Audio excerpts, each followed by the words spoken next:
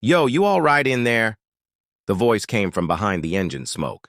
Derek looked up from under the hood of the car, sweat dripping into his eyes. The engine hissed again, a plume of steam rising like a dying breath.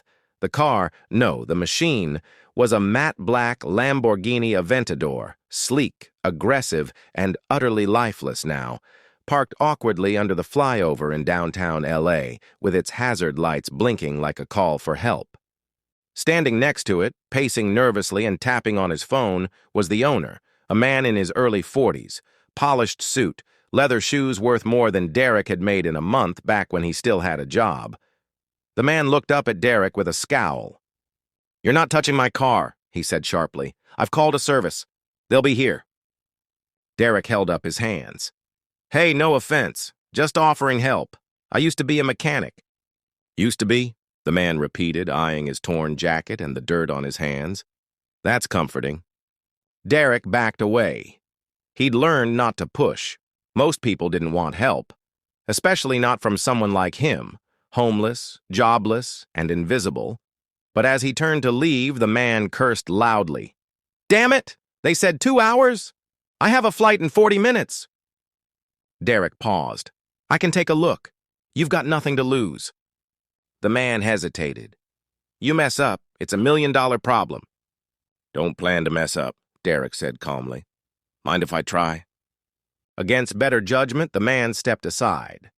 Derek dove into the engine bay with the instinct of someone who had once lived in grease and gears. 5 minutes in, he found the issue, a burst coolant line. He spotted a temporary fix, part of a discarded plastic bottle, a clamp from his tool pouch he always carried, and a little muscle memory. 25 minutes later, the beast roared back to life. The man stared at it, stunned. How did you—" Derek wiped his hands. "Just needed someone to care enough to look."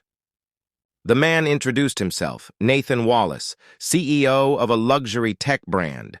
He was still in disbelief. "You saved me a fortune, and my company's next contract." Derek smiled weakly. "Glad it worked out. Take care, man." He started to walk away. "Wait," Nathan followed. "Where do you work?" Derek stopped. "Nowhere. Got laid off 3 years ago. Things went south after my wife passed. Lost the apartment, the garage, everything." Nathan looked at him, really looked at him for the first time. A man weathered by life, not lazy, broken but not beaten. "Come with me," Nathan said. "To where?" "Somewhere better." The ride was silent but filled with something heavier than words, hope. Nathan brought Derek to his headquarters, much to the confusion of his staff. By the next morning, Derek had a clean shave, fresh clothes, and a desk in the garage division of Nathan's company. Not just any role, a senior mechanic with room to grow.